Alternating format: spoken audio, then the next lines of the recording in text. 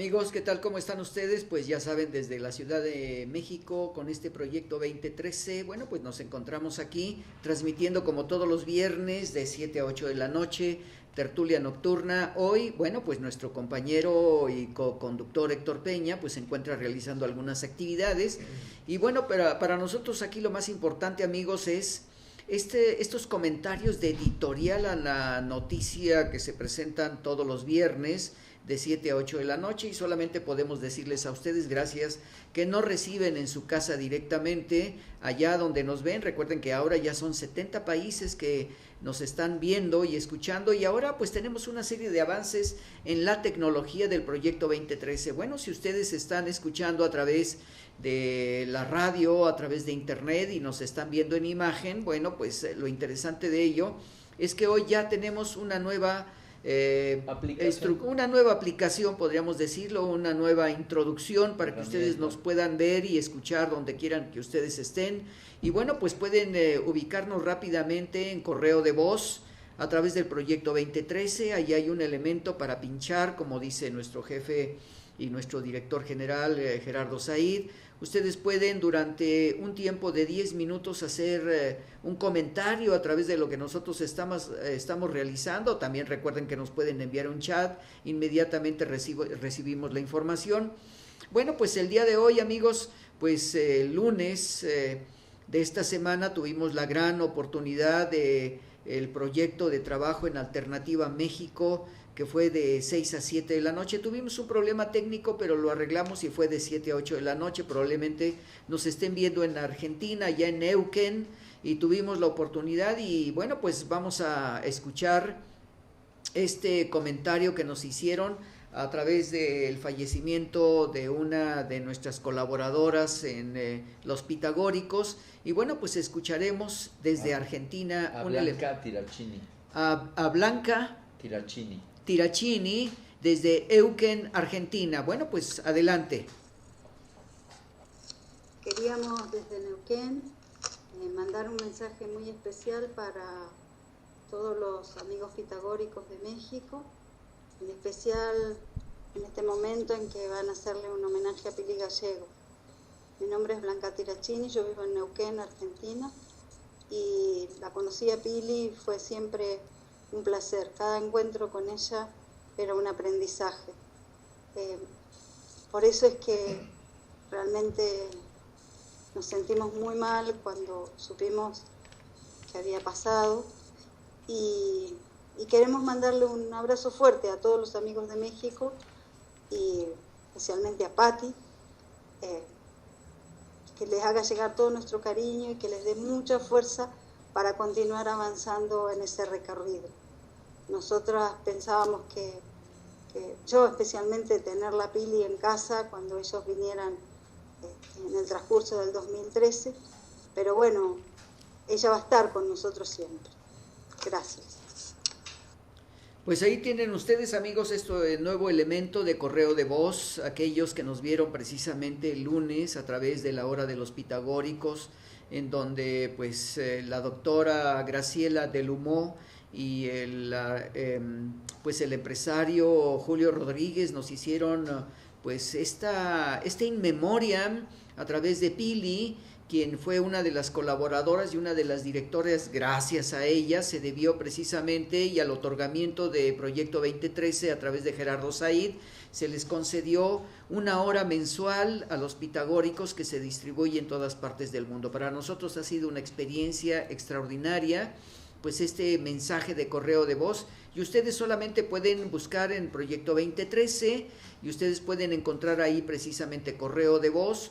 Pinchan en un momento determinado para hacer la grabación, lo graban, baja a la barra y ustedes tienen 10 minutos para dar el mensaje de acuerdo a lo que se comenta en todos los programas de 2013, amigos, en cada una de sus secciones de lunes a sábado. Todas estas producciones que tenemos aquí, con más de 70 locutores que tenemos aquí en el Proyecto 2013.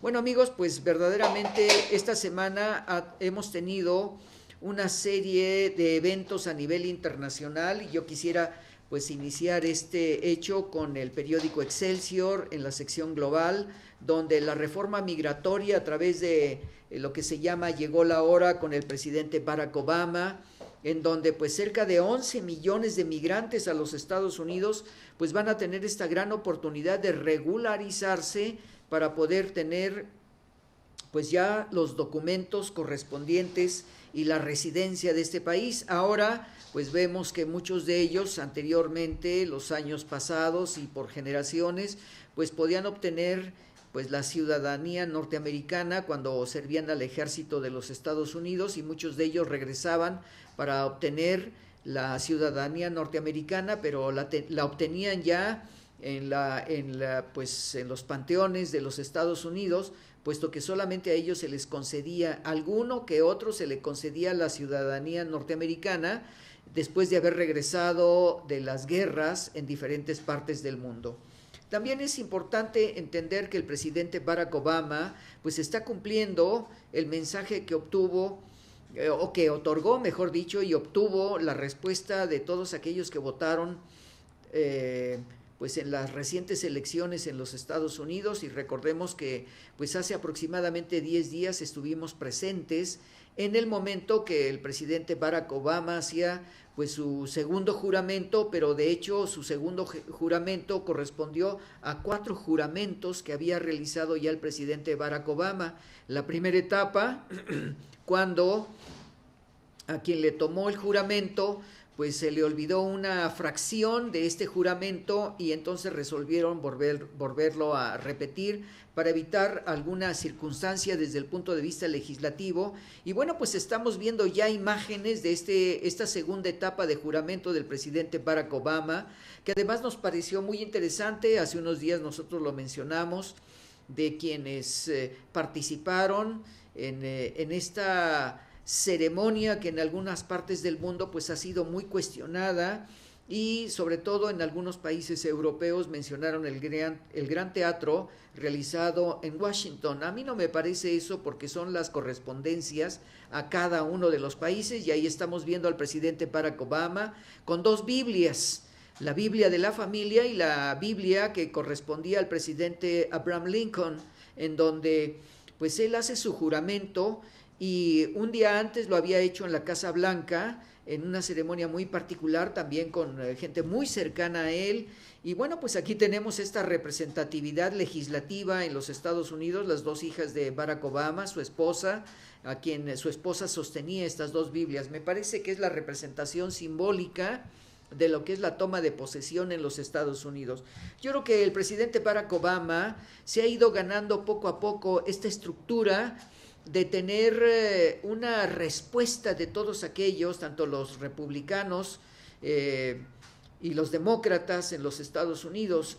Es evidente que ha tenido cuestionamientos, porque ahora con pues el retiro de la señora Hillary Clinton, quien pues es ya una representante saliente, el día de ayer ella entregó precisamente el poder a uno de sus ciudadanos elegido por el presidente Barack Obama.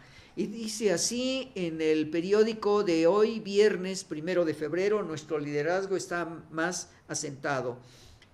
A mí me parece que si hago un editorial de la secretaria de Estado Hillary Clinton, a mí me parece, he tenido la oportunidad de leer la biografía de Hillary Clinton, y me parece una mujer sumamente interesante, que ha tenido una gran experiencia como esposa del presidente Clinton, que además tuve la oportunidad de ver esta gran discusión que se hizo al final de la etapa del presidente Clinton, cuando ellos presentaron una de las etapas de salud que fue rechazada por el propio Congreso, porque era demasiado peso que se tenía para la siguiente elección por parte de en los Estados Unidos. Tanto los republicanos como los demócratas se opusieron a este elemento en la salud pública de los Estados Unidos, y hubo hacía varios años había existido discusión muy fuerte acerca de del trabajo de seguridad social por parte de los médicos de los Estados Unidos. A mí me parece que la señora secretaria de Estado Hillary Clinton, que tuvo que retirarse por un problema de un coágulo que se le efectuó debido a una caída que tuvo, y dice así lo siguiente: Hillary Clinton defendió ayer su legado como jefa de la diplomacia de los Estados Unidos, asegurando que el país es más respetado internacionalmente ahora que 4 años atrás. Y evidentemente tiene toda la razón, porque después George Walker Bush salió de presidente, y que además dejó un conflicto internacional muy fuerte, sobre todo la guerra del Medio Oriente. Estados Unidos, dice, es más fuerte en casa y más respetado en el mundo, dijo Clinton en el influyente centro de pensamiento de Fahrenheit de Relaciones, donde pronunció un discurso de despedida antes de irse formalmente hoy del Departamento de Estado. A mí me parece que el hecho de esta salida de la señora Hillary Clinton tiene un consenso por el presidente Barack Obama, y lo voy a explicar de la siguiente manera. Si la señora Hillary Clinton está enferma y este coágulo la obligó a retirarse, a mí me parece que no es así. Esta es parte de la salida. Pero a mí me parece lo importante de ello es que la señora Hillary Clinton se va a preparar para ser la candidata para la siguiente etapa de la presidencia de los Estados Unidos. Y yo quiero mencionar que aquí en este proyecto de Alternativa México, hace aproximadamente unos 5 años, en un momento determinado, mencionamos que la señora Hillary Clinton era una de las contendientes más fuertes para ser la presidenta de los Estados Unidos. Pero llegó un momento en que hubo un arreglo, probablemente, entre las fuerzas políticas de los norteamericanos y sobre todo la gente aquella que maneja la economía del propio Estados Unidos, y no lo dudo mucho que la continuidad de Barack Obama al establecer las tropas norteamericanas en algunos lugares del mundo entero y del Medio Oriente, pues fue determinante para nosotros. Pues nos mandan saludos de Estela Peralta, muchas gracias, te agradecemos de sobremanera, y recuerda que estamos en Alternativa México, y si alguien de ustedes quiere enviarnos algún mensaje en correo de voz, ya saben que estamos para recibirlos, y esto es muy importante porque nosotros estamos recibiendo una información de quiénes nos están viendo y en dónde nos están viendo. Y recuerden ustedes que al inicio del programa, desde Neuquén, Argentina, pues recibimos pues un mensaje de voz acerca del programa que hicimos el lunes de esta semana. Pero bueno, estábamos con la ex secretaria de Estado, Hillary Clinton. A mí me parece que es una mujer que tiene una excelente preparación, ya que ha estudiado en una de las mejores escuelas de los Estados Unidos, ha tenido, como abogada, ha tenido una intervención muy fuerte en la etapa del presidente Clinton, y ahora como secretaria de Estado, donde estuvo alrededor de 157 visitas a diferentes estados en el mundo. Y esto determina la solución de una política muy fuerte, y ella, creo que con esta gran experiencia que ha acumulado a través de años, puede ser una excelente candidata para la presidencia de los Estados Unidos. Y creo que sería, así como el presidente Barack Obama ha sido el primer presidente afroamericano, y recordemos que aquí hicimos un comentario hace 8 días acerca de la película Lincoln, y cómo en España habían entrevistado precisamente a Spielberg en esta película de Lincoln, y sobre todo cómo se había dicho que esta comparación entre el presidente Lincoln y Barack Obama, bueno, tenía una distancia de millones años luz, porque en aquella época la discriminación hacia el grupo afroamericano o a los negros norteamericanos esclavistas, recuerden ustedes que Abraham Lincoln decreta pues precisamente la liberación, y en el momento mismo de la guerra civil norteamericana pues se van a formar los primeros batallones negros que van a tener una consecuencia muy importante. Y aquí vemos pues al presidente, quien agradeció de sobremanera, el presidente Barack Obama agradeció a Hillary Clinton. Esperemos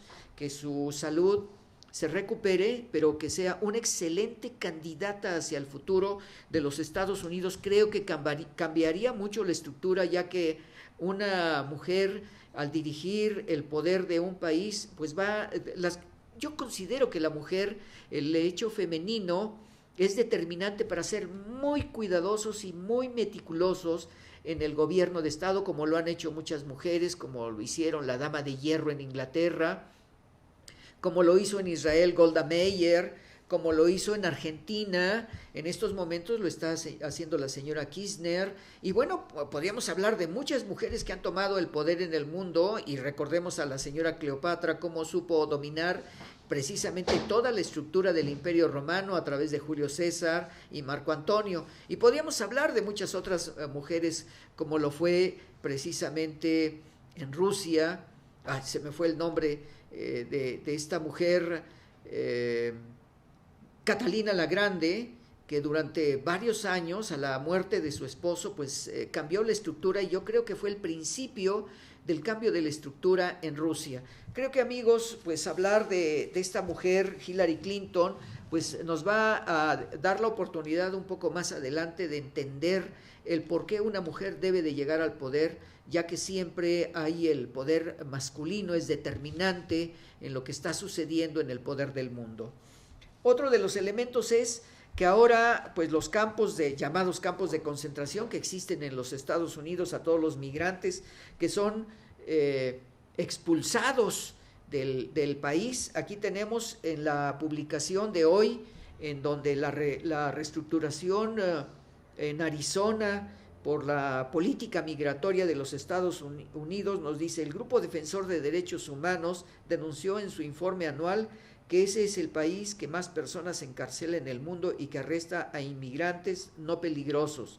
Señala a Cuba como el más represor de América Latina. Bueno, pues aquí vemos que precisamente en algunos lugares en los Estados Unidos, pues vemos en algunas fotografías publicadas el día de hoy en esta sección, que es la sección global, donde pues no solamente son discriminados los migrantes latinoamericanos, sino los migrantes asiáticos, los chinos, los japoneses, los húngaros, los franceses, los italianos y los alemanes.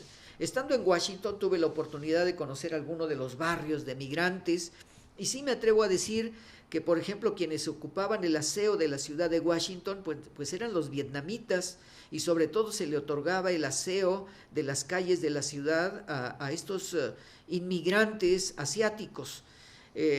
Después tuve la oportunidad de conocer el barrio cubano, donde pues todos aquellos que llegan, pues el gobierno de los Estados Unidos les otorga una cantidad de dinero para manutención hasta que logran conseguir ese trabajo como migrantes, y sobre todo algunos de ellos pues se les va a otorgar la nacionalidad y la estancia en estos lugares.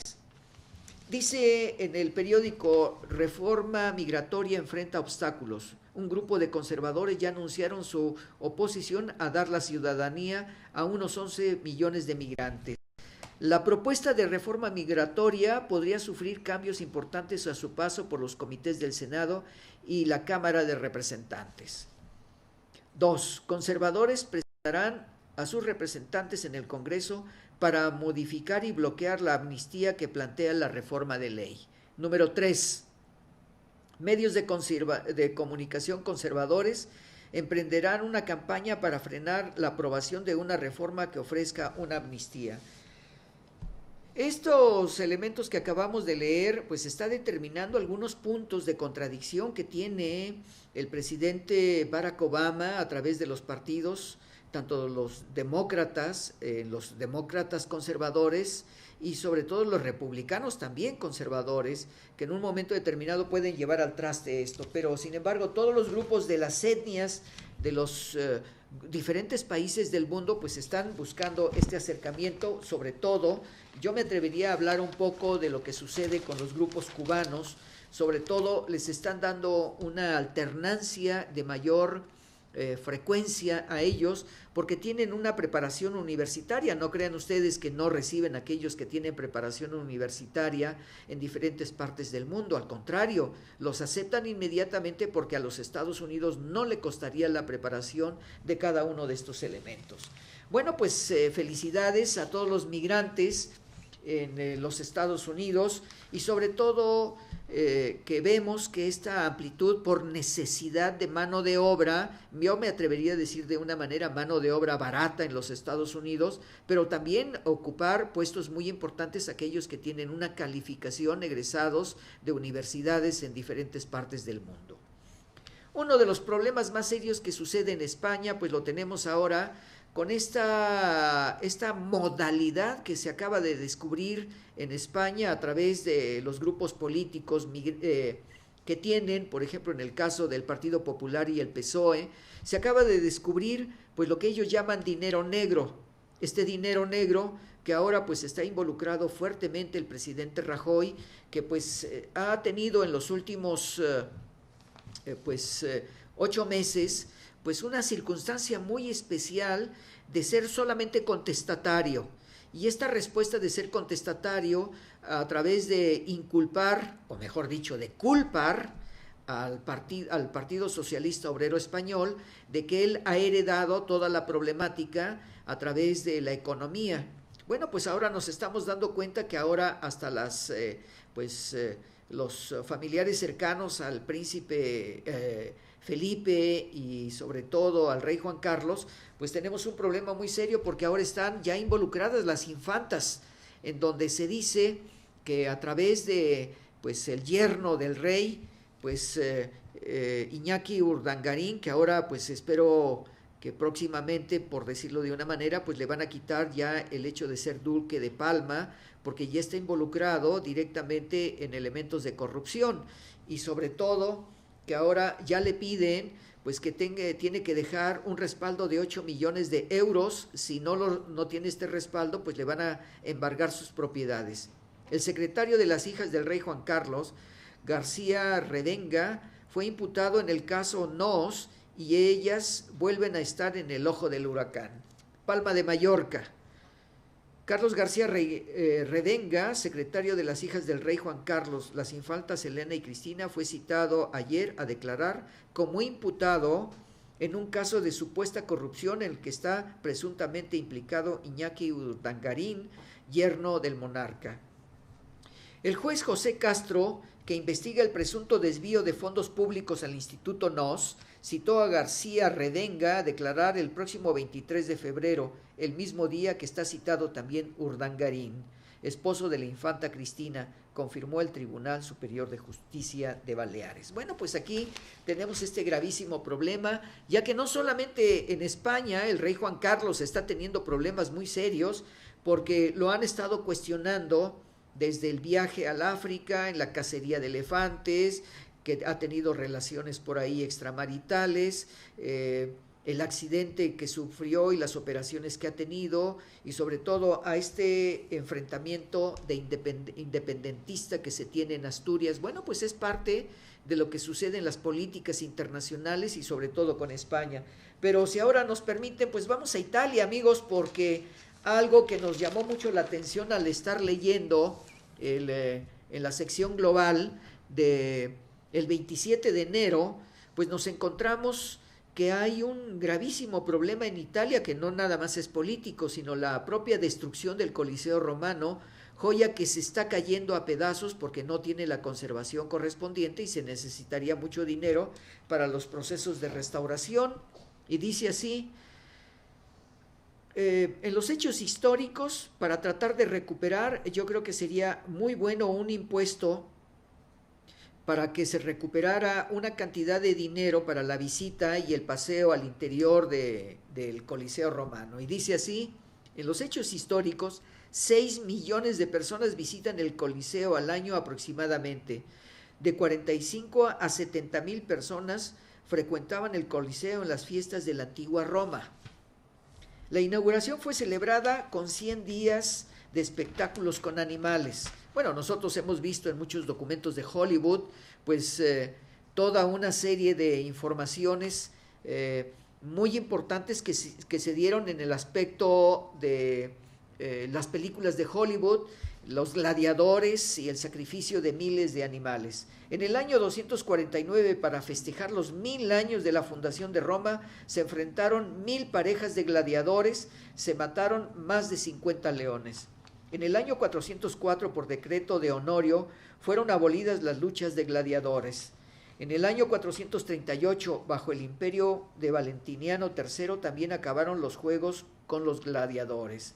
En el siglo VI se abolieron los espectáculos con animales. En 1590 el Papa Sisto V Peretti quería transformarlo en una ciudad de trabajo. Tiempo después, el cardenal secretario de Estado Tommaso Benetti quería convertirlo en cementerio. 2007, el Coliseo fue elegido como la sexta maravilla del mundo.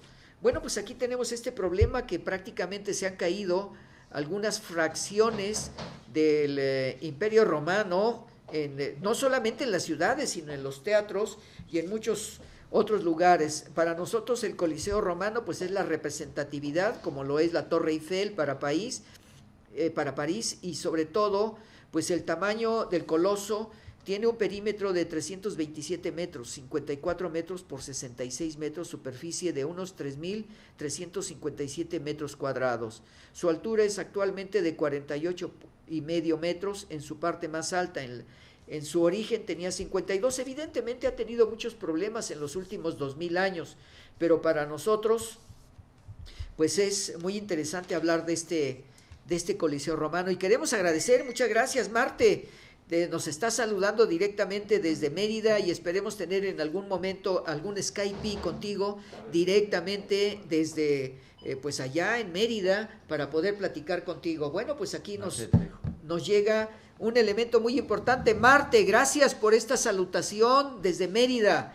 ¿Cómo estás, mi querido Carlos? Qué gusto oírte y escucharte. Pues hombre, para nosotros es muy importante ahora que tenemos una nueva modalidad aquí en el Proyecto 2013 con estos mensajes a través de celular y a través de voz directamente con nosotros. Y bueno, pues ya tenemos en imagen ahí a Marte Trejo. ¿Cómo has estado, Marte? Muy bien, Carlos, aquí regresando de Estados Unidos, apenas integrándome otra vez a Yucatán. Oye, pues, ¿qué elementos tienes para quisiera un comentario de 3 minutos contigo sobre estas profecías mayas que lo único que hicieron fue desilusionar a muchas personas que creían que ya nos íbamos a acabar con el evento del 21 y 22 de diciembre, Marte? Bueno, mira, en realidad tú sabes bien que los mayas nunca dijeron nada. Sí, sí es cierto. Ver, ¿no? Sí, claro. Sí, no cabe duda. Que ninguno de ellos ha hecho nunca nada, es simplemente publicidad. En realidad yo no entiendo, yo nunca he visto ningún, y tú lo sabes como arqueólogo. Sí, claro. Ningún códice, ningún escrito, nada donde los mayas hubieran mencionado que se iba a acabar el mundo el 21 de diciembre. Eso fue realmente una tontería, ¿no? No, bueno, lo que pasa es que recuerda que la estela de Tortuguero y aquel personaje norteamericano que hizo una lectura que yo no entiendo cómo la hizo, porque solamente conocemos que el Chilam Balam de Chumayel menciona las predestinaciones, mas no profecías. Y eso hay que interpretarlo de una manera muy particular. Las profecías son netamente apocalípticas. Y ese apocalipsis nos está llevando porque después de Nostradamus y de muchos otros personajes que los ubicaron para hablar de las profecías mayas, pues tienes toda la razón. En ningún documento, ni siquiera en los códices más importantes, como el Dresde, aparecen solamente las estelas, los elementos celestes que determinan una función, pero lectura celeste, Marte.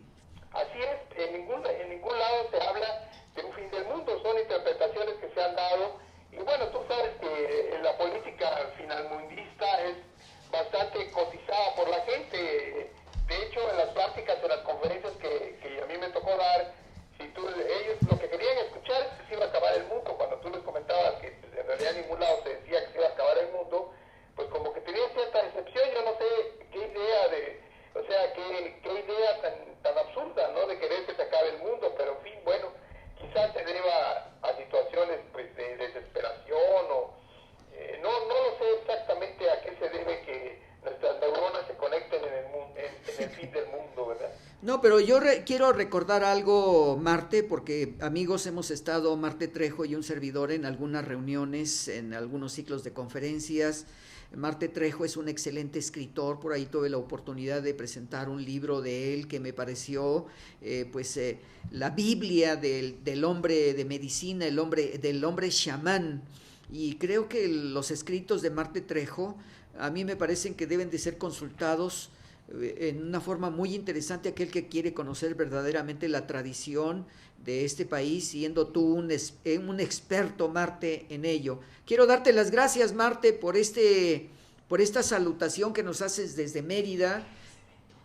¿Y cuál es el próximo evento que tienes? Me está dando información. Tenemos una imagen en estos momentos en televisión para el mundo entero, para los 70 países que nos están viendo en estos momentos. Marte, si nos quieres decir tu próximo evento, por favor. Tenemos otros eventos en febrero, obviamente para marzo también vamos a tener eventos con motivo del descenso de la serpiente. Estamos bastante ocupados, mi querido Carlos, en muchas cosas, muy contentos. La semana que viene estamos invitados a ir a México. No creo poder ir por todo lo que tenemos ahorita ocupados, pero estamos también trabajando con César Daniel González, ¿no? En su programa, en su proyecto. Sí. Sabes, estamos bastante ocupados, muy contentos, y bueno, yo aprovecho esta oportunidad para mandarles a todos ustedes un gran abrazo, decirles que les quiero mucho y desearles que este año sea realmente de éxitos. Espero ya pronto conectarme con ustedes en un programa de radio y continuar con la labor tan hermosa que están haciendo tú, Gerardo, y todos los amigos allá en México. Pues Marte, te agradezco mucho y espero que te pongas en comunicación aquí con nuestro director general para que informar de tus actividades, esta próxima que tienes, a continuidad de las dos que nos mencionaste, para hacerte una promoción directamente desde Proyecto 2013. Marte, un saludo muy afectuoso a tu esposa y a todos los amigos que están por allá. Y gracias por tu llamada, Marte.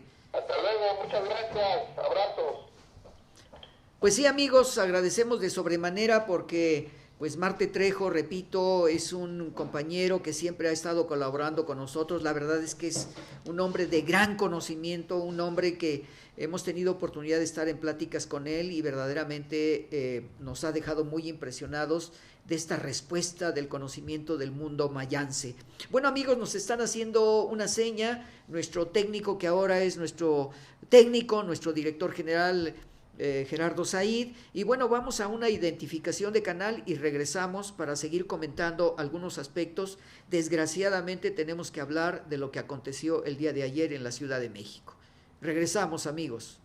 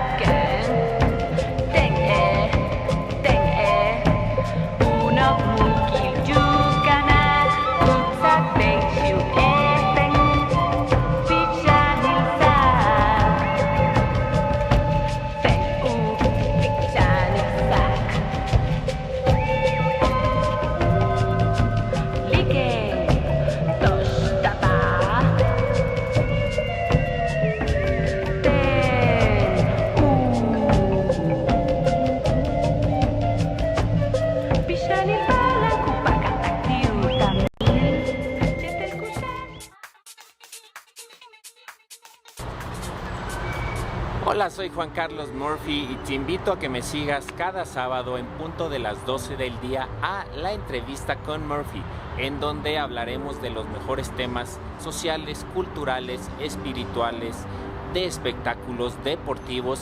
Tendremos a personalidades expertas en el tema. Recuerda, cada sábado en punto de las 12 del día por planeta2013.tv. Te espero, planeta2013.tv web, donde buscamos ampliar tu conciencia planetaria.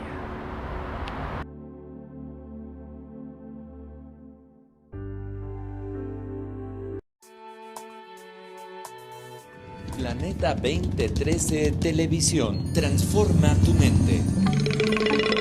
Una estación.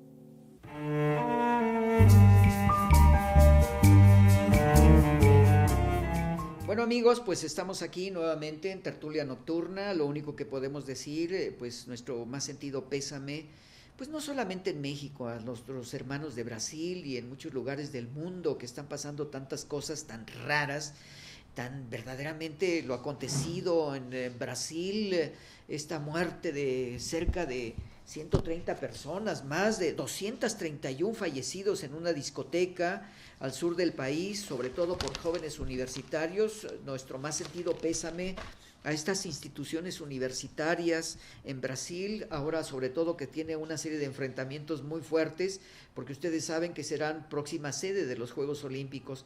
Pero ¿qué pasa en el mundo? Y es un cuestionamiento que nos hacemos aquí en Tertulia Nocturna, y porque precisamente el día de ayer nos sorprendimos todos con una serie de noticias en la torre de Pemex de la Ciudad de México.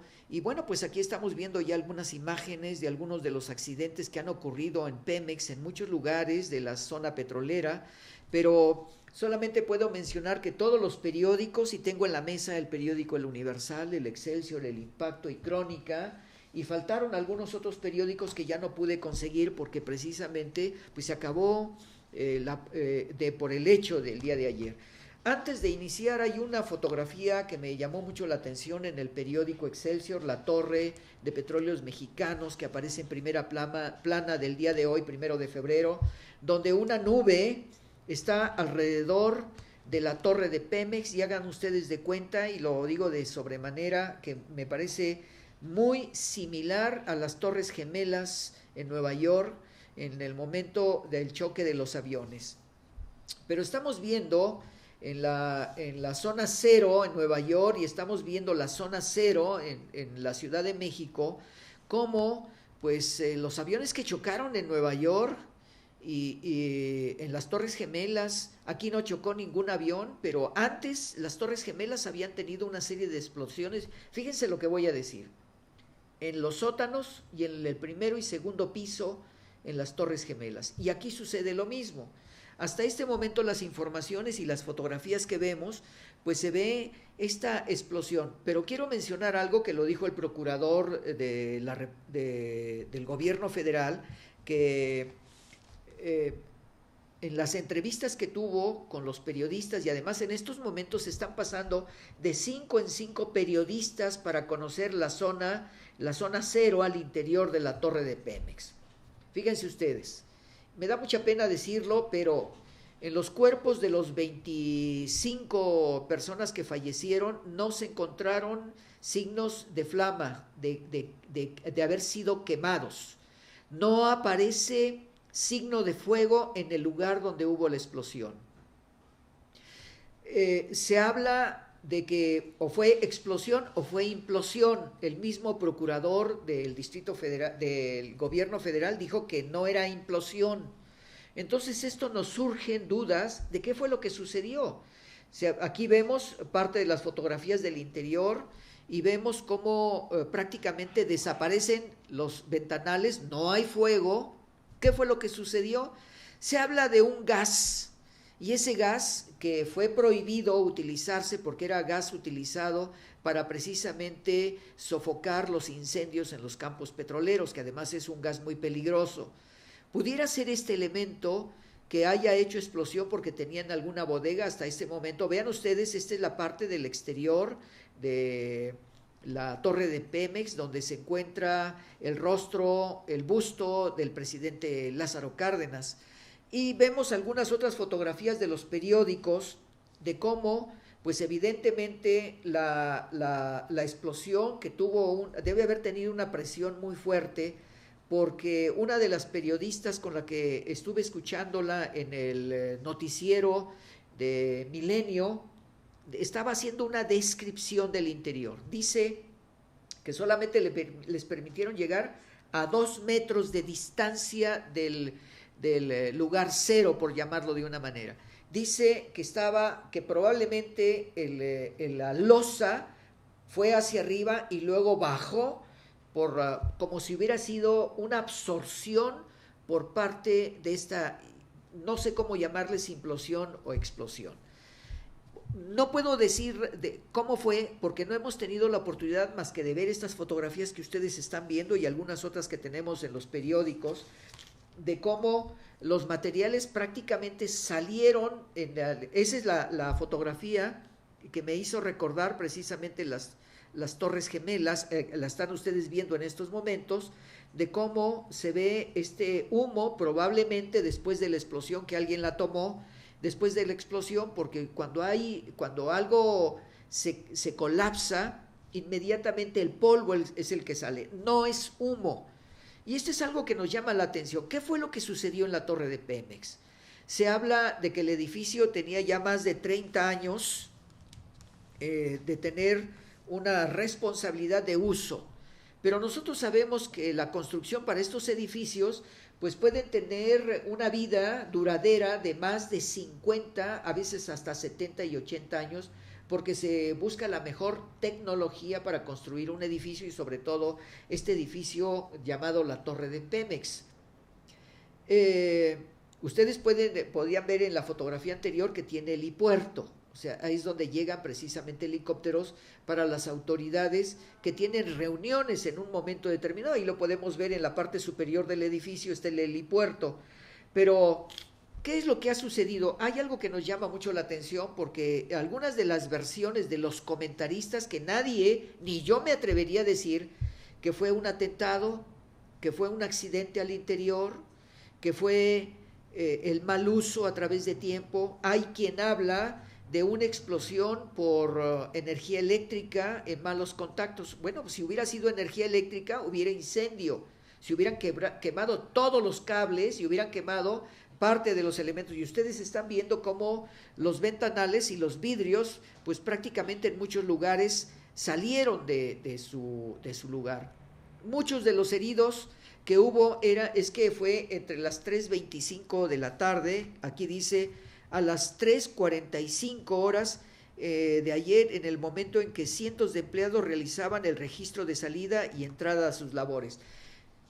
Si pudiéramos tener una expresión para decir hubo un atentado, creo que si es atentado, me estoy adelantando algo que no puedo comprobar hasta este momento, pero si fue un atentado, creo que se calculó para que hubiera el menor número de fallecidos. Y eso lo podemos agradecer de una manera, si me permiten decirlo de esta forma, porque quien hubiera hecho un atentado, si es que existe el atentado, determinaría que hubiera sido antes, cuando todos estaban laborando, a las 3:45, 3 de la tarde, todo mundo sale a comer, algunos regresaban de las comidas. Y esto pues evitó, desgraciadamente, y digo desgraciadamente, porque solamente fueron 25 muertos, no lo que estábamos comentando nuestro director general, Gerardo Said. En las Torres Gemelas fueron 3,000 los fallecidos, 3,000 personajes, y ahí estamos viendo los ambulantes y los primeros auxilios, porque llegó inmediatamente el ejército, llegaron ambulancias y empezaron inmediatamente a canalizar a todos los heridos a los diferentes hospitales que tienen un servicio de Pemex. También podríamos mencionar que el presidente Enrique Peña Nieto fue inmediatamente para tener la información correspondiente a ello. Yo creo que el gobierno federal ha sido muy sigiloso en no permitir que ninguno de los locutores a través de los medios de comunicación pues estén dando una información que no corresponde. Por ejemplo, nosotros, yo me permitiría decirlo desde el punto de vista como arqueólogo, al observar algunas fotografías, verdaderamente me desconciertan las fotografías, porque cuando la explosión está permitiendo esto, determina que se destruya parte del edificio, la cimentación, las columnas, pero lo que más me llamó la atención fue la losa del primer piso entre el mezanín y el estacionamiento. ¿Qué fue lo que sucedió ahí? ¿Qué tipo de elemento tenían guardado en este lugar para que tuviera este efecto tan fuerte? Quiero mencionarles a ustedes que si la explosión hubiera sido por electricidad, hubiera flama. Esos hubieran quemado todos los cables inmediatamente. Pero si fue alguno de los elementos como se pusieron en las Torres Gemelas, que ahora lo sabemos, que las Torres Gemelas fueron dinamitadas y que se ha negado porque no se permitió la entrada de grupos de salvamento a este lugar, y además todo el hierro, después de que cayeron las Torres Gemelas, fueron llevados hasta Asia para que ahí fueran fundidas, y nadie tuvo los elementos para determinar elementos químicos dentro de lo que pasó en las Torres Gemelas. Estoy haciendo este paralelismo porque a mí me parece, al observar las fotografías, que es algo, sobre todo en los atentados que tuvieron las Torres Gemelas, muy similar a lo que pasó en estos momentos en la torre de Pemex.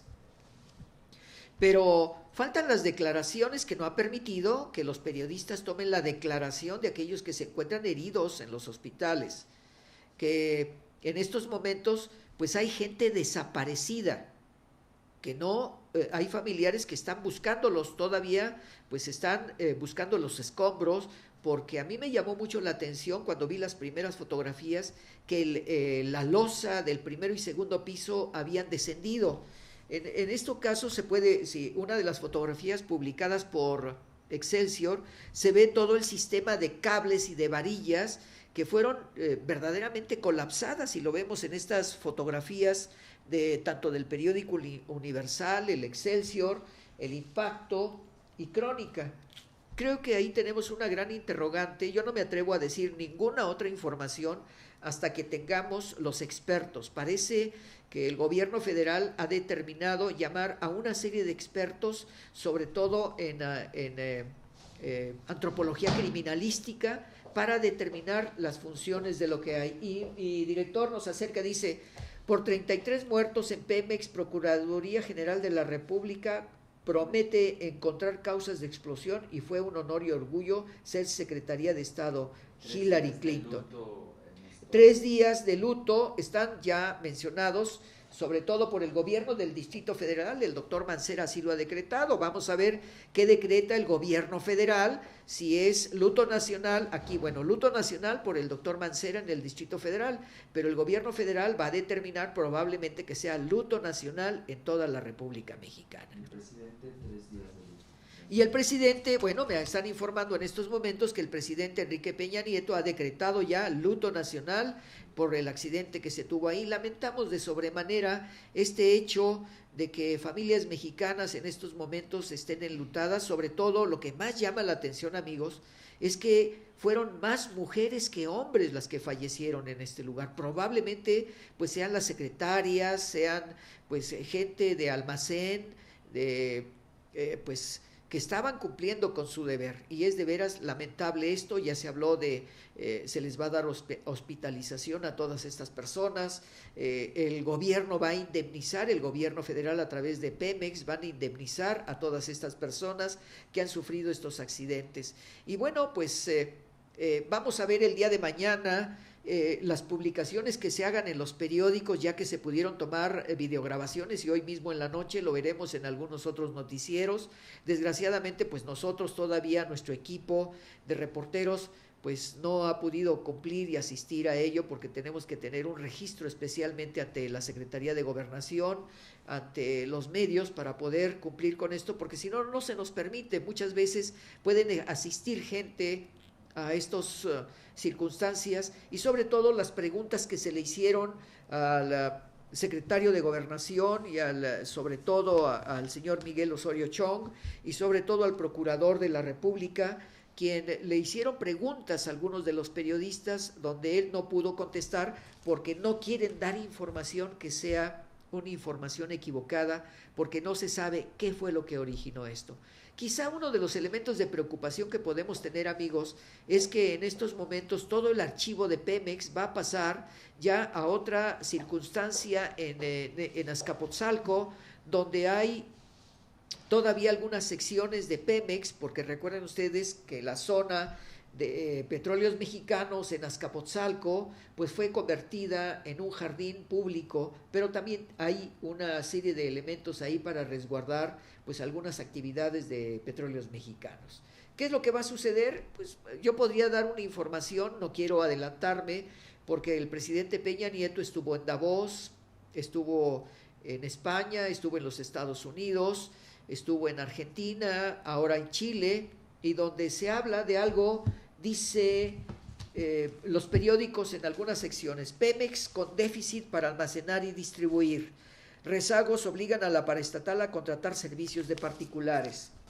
Dice, analizan alianza Pemex-Petrobras, Pemex fusionará sus subsidiarias, Pemex va a eliminar 15,000 trabajadores de Pemex, habrá reforma energética, Secretaría de Hacienda y Crédito Público. El secretario de Hacienda, Luis Videgaray, afirmó que como parte del Pacto por México, las fuerzas políticas aprobaron cambios profundos en Pemex este año.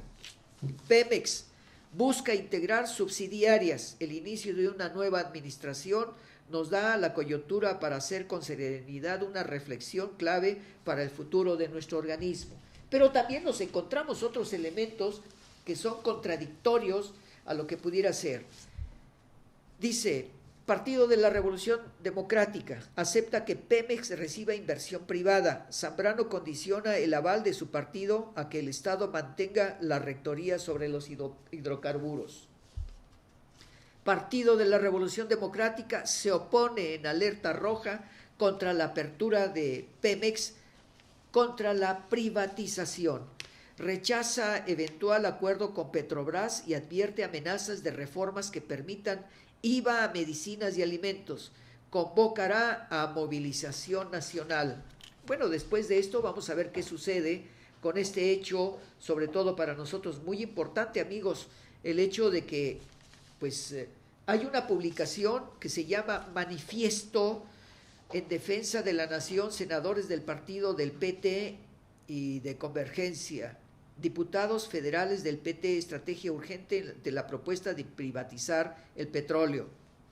La privatización del petróleo comprometida por Enrique Peña Nieto con diversos actores económicos y políticos del país y del extranjero, incorporada en el antidemocrático y antinacional Pacto por México, suscrito por él, suscrito por el Estado, e incorporarla a operadores particulares nacionales y extranjeros en la conducción de actividades de la Constitución que solamente se reserva al Estado. De acuerdo a la Constitución, solo la nación, por conducto del Estado y de los organismos públicos, puede explotar los hidrocarburos en beneficio de sí misma y de la nación. Todos los contratos de Pemex que celebre para compartir la renta petrolera son anticonstitucionales porque violan los artículos 25, 27 y 28 constitucional y por tanto son contrarios al interés nacional. Bueno, amigos, pues estamos leyendo lo que se está publicando en estos momentos en todos los periódicos y todas las contradicciones que tenemos, porque recuerden ustedes que en 1938 el presidente Lázaro Cárdenas lo que hace es la nacionalización del petróleo. Por ahí yo les recomendaría a ustedes que si tienen oportunidad de ver la película La Rosa Blanca, ustedes van a entender parte de este concepto de la nacionalización del petróleo. Hoy estamos en una cobertura de política internacional. Podemos decir que el presidente Enrique Peña Nieto tiene las presiones del Banco Mundial, tiene las presiones del Fondo Monetario Internacional, porque él lo dijo durante toda su campaña, precisamente al ser candidato a la presidencia. Y aquí estamos viendo imágenes de 1938, cuando el presidente Lázaro Cárdenas está leyendo el decreto de nacionalización del petróleo, donde las compañías, el Águila y las compañías extranjeras, sobre todo norteamericanas, negaron el laudo que se estaba haciendo para que les pagaran un poco más del sueldo que correspondía a los trabajadores de Petróleos Mexicanos. Es muy conocida la historia de Petróleos Mexicanos a través del presidente Lázaro Cárdenas. sobre todo esta nacionalización y de cómo posteriormente las compañías pues hicieron mucha presión a nuestro país. Y es tan importante porque recordemos que el hundimiento del Potrero del Llano en la Segunda Guerra Mundial obligó a declarar a México la guerra contra Alemania. Y nosotros sabemos que en esa época, y lo digo de esta manera, que la mayor parte de los mexicanos en aquella época pues eran de tendencia nazifascista.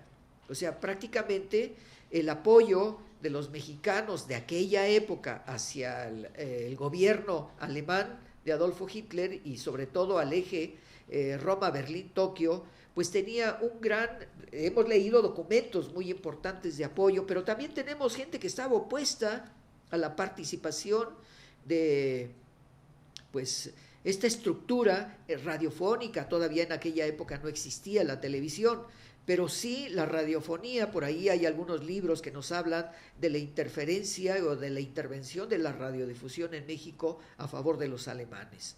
Y los periódicos de aquella época. Sobre todo, aquí había, fíjense qué interesante lo que estoy comentando en estos momentos, porque en aquella época existía un grupo que se llamaba Los Camisas Pardas, que era una réplica de los camisas de las juventudes hitlerianas. Prácticamente podemos decir que el pentatlón militar universitario es un paralelismo con aquella época. Bueno, pero no nos estamos desviando del tema y bueno, amigos, pues ya vamos a terminar nuestro programa y bueno, pues les agradecemos a ustedes donde quiera que nos vean. Precisamente todos los viernes de 7 a 8 de la noche estamos aquí en Tertulia Nocturna, hacemos los comentarios editoriales periodísticas, en algunos casos damos los nombres de algunos de los redactores de estos temas, en algunos otros pues solamente hablamos de la redacción, sobre todo ahora Alberto Morales y Luis Carriles, en algunos casos están haciendo los comentarios en los periódicos como El Universal,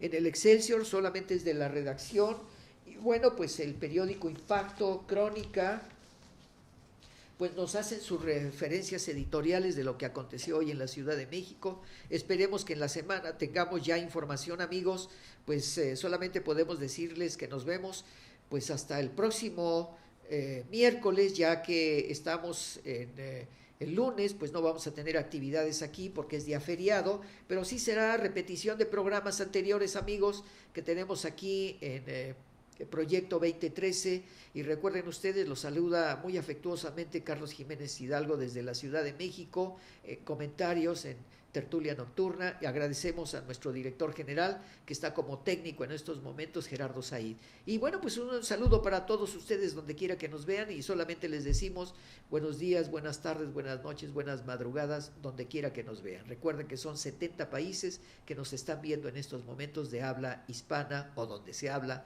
el español.